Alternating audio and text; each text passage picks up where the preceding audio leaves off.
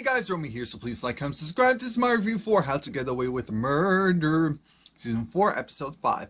I love her. So it starts off with Bonnie, or Judy, whatever name she's going for with the therapist, Isaac, and she meets him. It's raining. She's upset, and he's like, what's going on? It's like, she said, oh, I wasn't being honest with you. You know, I actually came here to therapy to hurt her. And I'm thinking, what? So does this mean you're finally going to tell the truth? But no, what we see is, let's go back to 2002. And Elise is representing essentially a rapist. And, you know, the person that she's up against is Bonnie, Miss Winterbottom herself. Now we go back into present day and everyone's there. Everyone has work to do. Connor doesn't. Oliver gets a little upset and it's just like, you know what, maybe he has something to do. I was like, oh, I'm super sorry. Connor got the message. Michaela and Asher, they go and leave, even though I'm thinking, Asher, you don't have a job. Where you go? What are you doing? Anyway, so then we see that a disgusting scene between Laurel and Frank. Laurel is definitely showing as far as the baby bump. Laurel has to go though because she has work to do. You know, she's working for Bonnie, who is employing her. Even though you're screwing possibly her, it's just a lot. Annalise is going around to the jail because she's trying to get more people on her side to build up her case, and she's essentially saying she can. Virginia Cross, she was a great woman, but she was understaffed, and so she didn't do it intentionally, but maybe she didn't have the ability to represent all of you. She needs at least what, like 33 or something people on her side to file a class action lawsuit. And now we see a flashback of when she was up against, Annalise was up against Bonnie in court. We find out that Bonnie was molested multiple times. Why did I say molested? She was raped multiple times. Multiple times. She was raped by multiple men dozens of times. Dozens. And there's already been a couple that have gone to jail because of it, including her father. So now it's this other man's turn who... Her father, what was he, like a custodian of sorts? And there was this room downstairs where he worked. And in that room was where a lot of the raping happened. And men would come in and out of that, just disgusting. And so Annalise Ray felt a certain way having to be against someone like that, especially since she was raped herself. Just being a human being, being a woman, and being a survivor of that. So... Bonnie in present day is just talking about how May, which is what she calls Annalise, like anime. Come on, anime. Now that's where that thing came from. She's not slick. I called it. We go backwards and we see Annalise is looking at Bonnie, but she can't help her. Annalise is told that she could become, you know, a partner if she goes and wins this case for their client. So now she's reviewing everything and she's talking to Sam. Yes, Sam is back. Sam is back. He's there to support his wife. I guess this is when things were kind of okay. They were doing the IVF treatments, and so it was like $20,000 a shot, something ridiculous. So she was just crying because it was just so much. It was just so much. She was leaning on the hormones, but Sam said, no, it's because you care, and you should care. I mean, this case is serious. This is crazy. Now, back in present day, Bonnie is talking to Nate, and remember, Nate now knows what Annalise is doing, but he's pretending like he doesn't. And he was trying to get Bonnie off of Annalise's case, but we know that's not going to happen. Bonnie wants to go to the jails, or wants Nate to go to the jail to see if he can get information on if Annalise actually went to the jail. Yeah, I'm thinking you're right. So Tegan, aka Steen, she goes and gives, just looks, she goes and gives Michaela some Louboutins, some red bottoms, and some bloody shoes. And they were spiked. They matched with what Michaela was wearing. So she was walking around the office strutting like she the baddest thing. And then we see Simon. Exactly. So we see Simon. Oliver is actually working at the agency himself, and yeah. So that was my sister. She just got my link for SoundCloud for that new Cardi B, Migos, and Nicki Minaj, Motorsport. That song, it's definitely like it's just regular Migos song until you hear Cardi B and Nicki Minaj. So that was a good call. That was a great call. Shout out to New York. Anyway, what was I saying? Oh yeah, we know that Michaela and Oliver are going to be working together to break into Tegan's account to check on some case files. I'm thinking, Lord, this is going to go horribly wrong. Lord Jesus, this is going to go horribly wrong, but okay. Nate meets Annalise and again tells her you need to stop this at the courts. I mean, at the jail, and said you need to stop this before things get worse. Nate lies to Bonnie and said, oh, she wasn't there. Here comes Laurel, and Laurel, she's pregnant, so she's trying to carry this stuff. Bonnie feels bad, so she wants to help her out. And she's like, no, I got it. Pregnant women have had to do more, so I got it. Now, next thing we know, we flash back, and Annalise is now trying to cross-examine Bonnie, and she's trying to essentially establish, all right, is she a credible witness? That's the whole premise. Again, we hear that she was molested, raped by many men, and especially during her teenage years, and her father was one of them.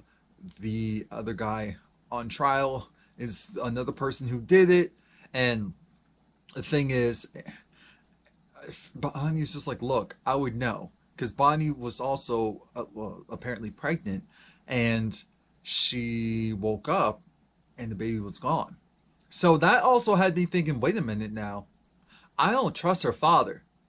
It's either two things. Bonnie may have lost the baby. No, three things. Lost the baby. Maybe she was never pregnant. Maybe it was a hysterical pregnancy. Three, maybe that baby... No, it's four things, because maybe that baby did die. Or four, maybe it's a situation where... what do you call it? Maybe it's a situation where Bonnie actually had the baby and her father just lied and got rid of the baby, because now I'm thinking that was a long time ago. So who would be that baby? Who would be that baby? That, because that's the thing with this show. You never know. They could always come around and do something like that. Now, Bonnie in present day is talking to Isaac, and Isaac just look, here's what's up. Here it is. I know you keep saying you hate this woman and that she caused you so much pain, but you love her. She affects you. You mean something to her. She means something to you. Let's continue on. So, part 2 of this case, because Annalise lost round 1. They almost told her that she was fired after round 1. So that's when Annalise went and said, so do you know what hysterical pregnancy is? Do you think you have one? How do you know that this man was the man who did it? Unfortunately, you were raped by multiple men. They all both looked alike. Middle-aged white men. I mean, let's be real. After a while, unfortunately, how much could your judgment been clouded? The whole purpose is for the jury to decide if, if there's enough evidence to prove that this man did it. Not if it actually happened or not. This is how law actually works. So when she kept getting questioned, Bonnie must have crumbled. We didn't see what she said, but whatever happened next was the reason why she lost. She lost her case. And I'm thinking, oh my God, Annalise probably really got this man. The whole thing, disgusting. Just disgusting. Now, Bonnie in present day, she's looking to see if Annalise actually went there to the jail to go and talk to inmates, and there's no files. But then the camera stops and she looks up. I'm thinking, there's a camera there. Oh my God. Oh Lord. Annalise goes back to the jail to talk to, her bunkmate and to let her know that Jasmine is dead. She OD'd. It's like, all right, so why are you actually here? I'm here because I want to go and represent you and help you out. And I was like, look, I'm your best chance of possibly getting you out so you can go and be with your boys. Connor's actually trying to be domesticated and it's not working. He goes and cooks dinner. Oliver has to work late, so we know what that means. Oh, Steen leaves, and I said, oh, Steen. I mean, you know Michaela loves her some Steen. So then they go and they break into her account. And, well, when I say they, Oliver obviously breaks into the account, and I'm jumping ahead a little bit.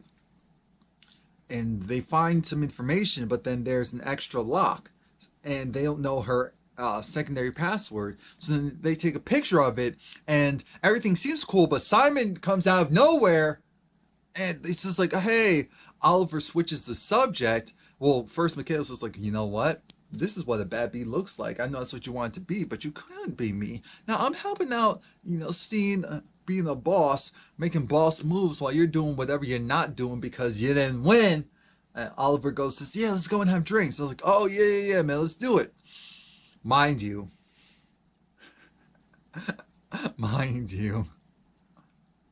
Laurel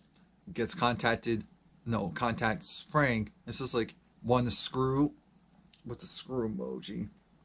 Frank ignores it, and I said, good man, Frank, good man. He's still trying to study up with Asher. Frank doesn't believe that he can do it. Frank's like, I can't do this.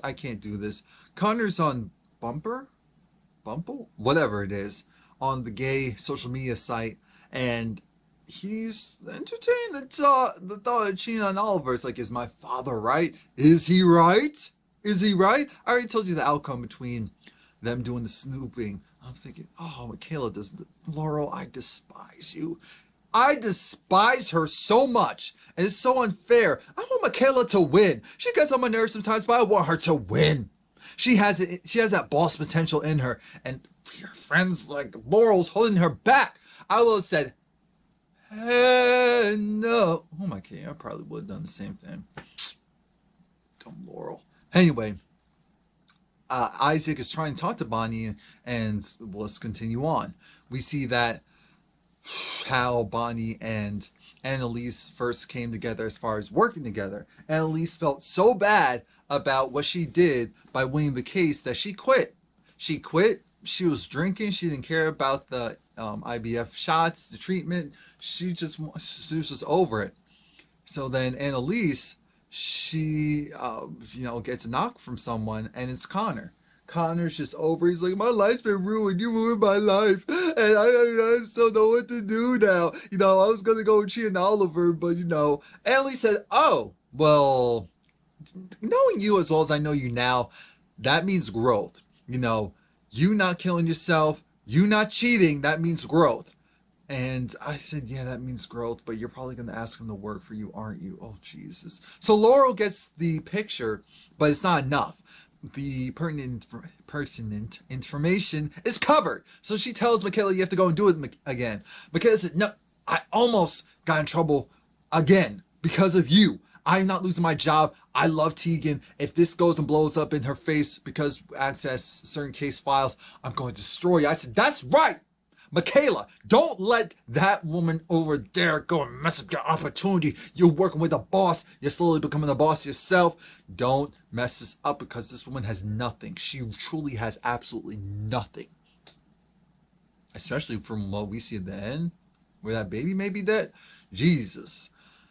Asher is pretending like he's asleep, but he's awake. He's over it because he knows that there's something going on and everyone's lying to him. Laurel and Frank finally don't sleep with each other because they have somewhat of a conscience. Since Bonnie is being really nice and helping her out, Laurel feels guilty. Frank's like, yeah, this is weird anyway, sleeping in Wes's apartment. And this is when we find out that Frank said, do you think the baby's mine? He's like, no, of course it's not Frank. Yeah, but we asked, no. So you're telling me you slept with that little trollop slept with Frank, besmirching the name of Wes Gibbons. You slept with Frank. I'm telling you, if that's not Wes's child, I pray to God that it's not. I pray that it's not Wes. She was like, don't ever say that. Don't ever say that. You know the guilt that I'll forever have to feel by lying to him, by saying. I said, can someone else carry Laurel's baby because I'm about done. I don't care if it hasn't been done before. someone else needs to carry that baby. We need to do a DNA test once the baby's born. Laurel needs to just disappear off the face of the earth. We can find a wonderful mother. Because I'm over it. I'm over it at this point. We're again at the therapist's office, and that's when the therapist really lets Bonbon know you love her. Say that you love her. Say that you love her, because you do. And she says, I love her. I love her. I love her. And then we see the flashback of how Annalise, was talking to Bonnie and said, look, I'm sorry for what I did, but I'm a teacher, and I want to go and turn you into a lawyer. I mean, you have the inner strength that you have, and you showed, and you've been doing this for a while, being in the courtroom and having to be on the worst side, and how strong you are.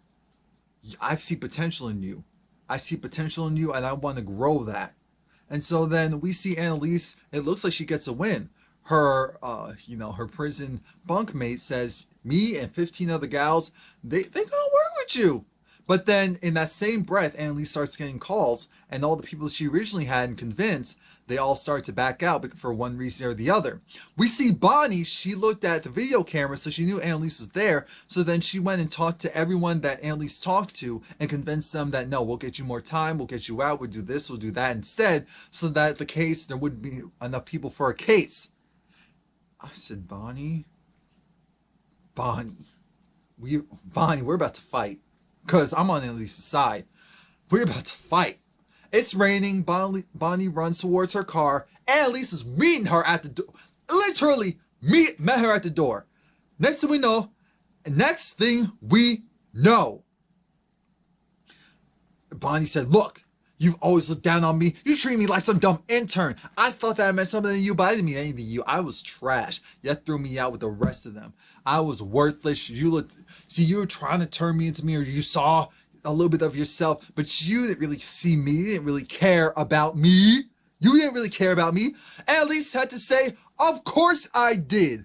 Of course I did. I love you. Of course I care about you. I didn't just look down on you. I saw something in you. I saw that you were special. So that's why I wanted to work with you. I never saw you as garbage, as trash. Never. So now Bonnie's running because she feels guilty, starting to think about everything, about her kissing Sam, about her telling Annalise everything, all the strife and the tribulations that they went through. And yes, I do feel like it was messed up that Annalise gave Bonnie the boot, but Bonnie wasn't going to grow if she just stayed under Annalise's wing. Let's be very clear about that. So now she was just like, oh, it just hurts. It just feels weird. And then listen to this. Bonnie's talked about how she misses the house. Because Sam was supposed to be there to counsel her and to help her out. Bonnie says how she misses the family, and she was like, man, and I think I did something that messed up a case of hers. I said, uh-oh. We see before that blows up, Annalise says, look, I'm going to be launching a huge case and I need your help. She's talking to Connor. So now Connor's going to help her out. Michaela, we see that there's dates commemorating, okay, her father was here and did this, X, Y, and Z. And so that's why they must have went and had to be in town for this, and that. So yeah, we finally have something a little bit more concrete. But look, it's not over yet. I'm thinking, okay. Asher was actually followed Michaela and knew where she was. She was like, oh, I'm sorry, I'm working late. I'm thinking, oh Lord Jesus, oh God, you're not letting Asher in. This is gonna blow up. So then the next thing we know, I see that the therapist realizes, wait a minute, case, huh? And so it starts to unravel. Civil case, that's what Annalise was working on.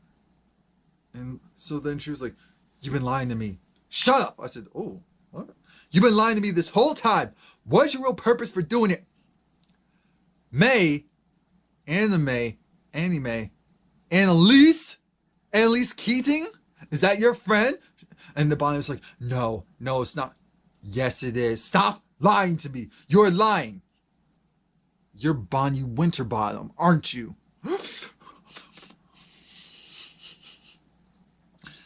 Guess you got that. Now it's 2 weeks later. We see that it's again, I don't get how they're doing this whole different time lapse. It's just weird. I just don't get it. Anyway. And we see that Bonnie's back at Michaela's office. We see that again, Oliver is still there because Oliver works there. We know that. But there's another thing that you need to know.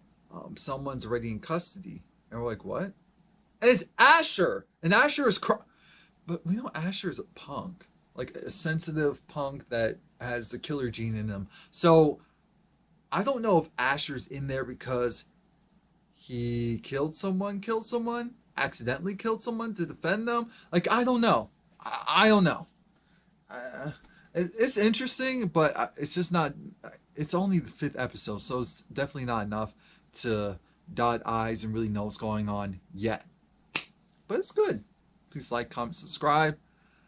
Come back next week because episode 6, which means that's when things really shift. So. All right, stay tuned.